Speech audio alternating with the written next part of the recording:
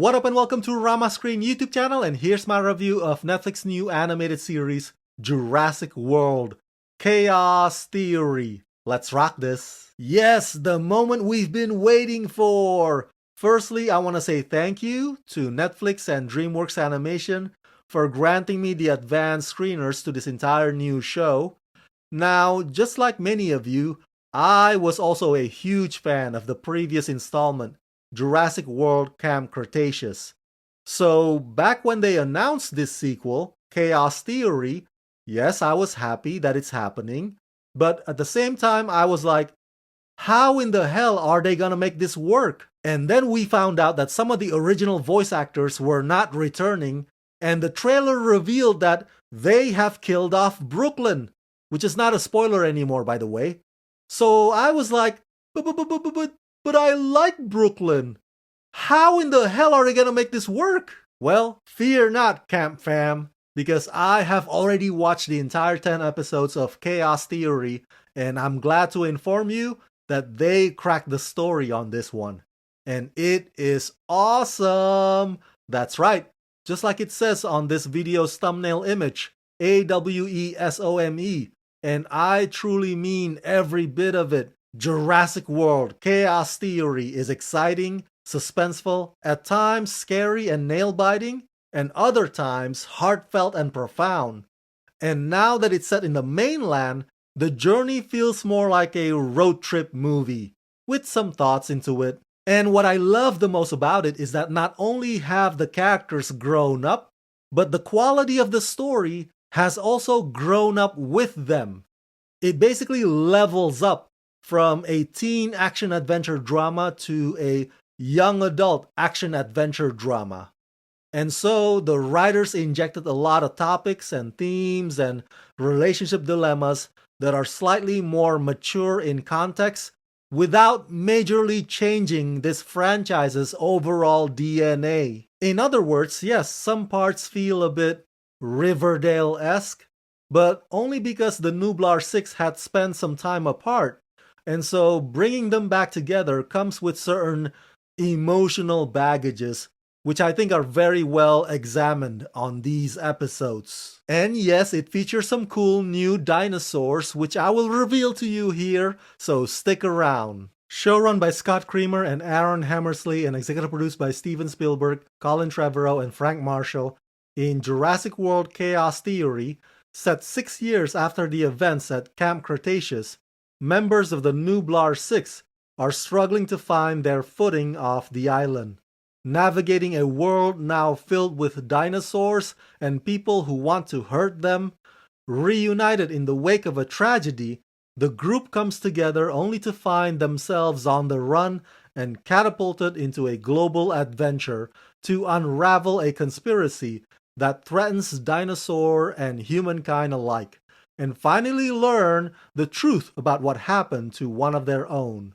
Voice starring Paul-Mikel Williams as Darius, Sean Jambrone as Ben, Darren Barnett as Kenji, Rainy Rodriguez as Sammy, Kausar Mohammed as Yasmina, and Kirsten Kelly as Brooklyn. Hey, please click the join button below to become Rama Screen members. By doing so, you will help support this channel, and you'll also get lots of perks. So click on the link below to join Rama Screen membership today. Of course, there are some spoilers that I won't spill for you here, especially what happens on episode 10, which by the way has an explosive post-credit scene, so you definitely want to sit through that. But the embargo lifted today on the announcement that actress Kirsten Kelly has replaced Jenna Ortega as the new voice of Brooklyn, which I don't have a problem with. I mean, we all understand that Jenna is now a big star, right? And you know she's busy filming Wednesday season 2, right?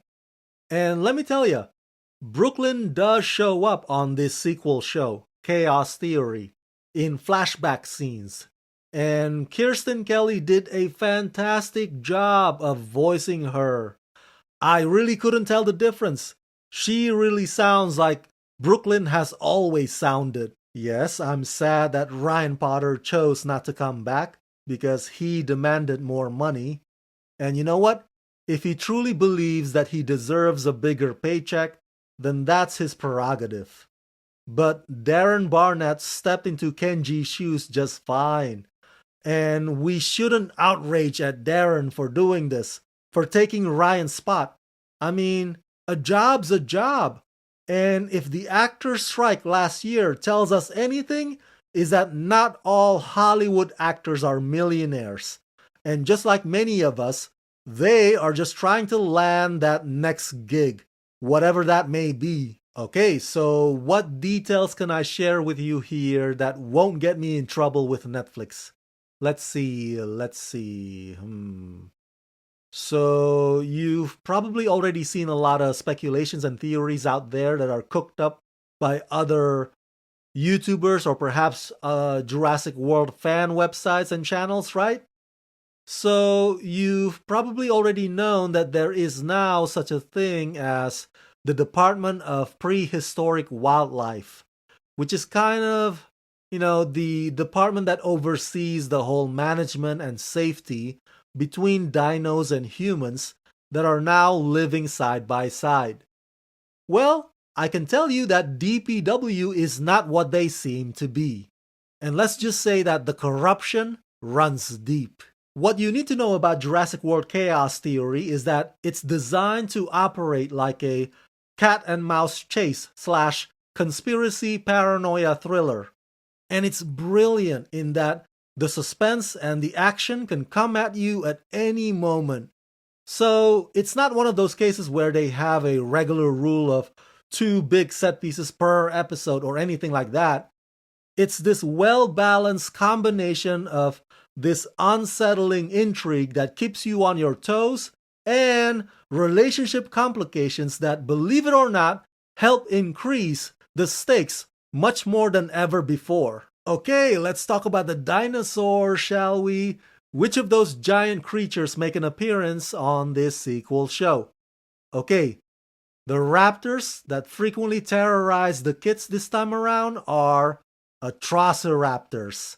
And they are fast, and they are mean, and they are controlled by this weird looking lady with the whistle. And that's the thing. So much about that shady lady is not fully answered. So perhaps they're saving it for season 2, but this is definitely a case where the bad guys have bosses and the bosses have bosses. You know what I mean? Now there is a T-Rex, but it's not necessarily the same Big Edie from the island, but the type of big carnivorous dinos that keep frequenting these episodes are actually Allosaurus, including the one that allegedly caused Brooklyn's demise. Now, if you are a fan of Pachycephalosaurus, I hope I pronounced that correctly, those bald-headed stiggies, they show up on what I'd like to call a sidetrack episode, if you will. What else? Yeah. On one of the episodes, it features Triceratops' long-lost cousins, Pachyrhinoceros. They have 2 horns on their heads, but they don't have a nose horn. And if you are into technology, there are hologram or holographic dinosaurs appearing on what I'd consider to be my favorite episode because it deals with Yaz's trauma. If I have one minor criticism, is that they added this recurring character whose presence and involvement here serves as an easy getaway at the nick of time. It just seems too convenient, and sometimes it takes away from the Nublar Six's ability to be resourceful, and it minimizes their reliance on each other. Speaking of Nublar Six, I know that Ben's new towering height or his growth spur is the talk of the town, but I am also a fan of Brooklyn and Darius's new hairstyle. The character designs are spot on in that they are not far off from how we imagine they would look like now that they are 6 years older. The animation quality remains the same, which is a good thing. It's that comfort in familiarity. And if you're wondering if this show has any big dino fight, yes, there are multiple big dino fights. But they mostly happen on episode 10. But don't worry, there's plenty of other dino intensity to keep you on the edge of your seat on the other episodes as well. And the whole thing is very mystery driven. It's as if the Nublar Six have become a bunch of detectives who are stubbornly investigating, focused and determined like a dog with a bone. Now remember, Jurassic World Chaos Theory's story is set in between the events of Jurassic World Fallen Kingdom and Jurassic World Dominion. I don't know how or whether or not this show would connect to the events of the upcoming brand new Jurassic World movie, which Hollywood is planning to make very soon, but that prospect in and of itself is so cool. So yeah, overall I give Jurassic World Chaos Theory the rating of 4.5 out of 5. I appreciate the fact that the dinosaurs are not just some gimmick or some cliched plot device. They are very integral in how the Nublar Six deals with their emotional conflict and how they would try to fix their broken friendship and how they would express their unresolved feelings. These pockets of dramatic moments shine just as bright as the action thrills. I freaking love it.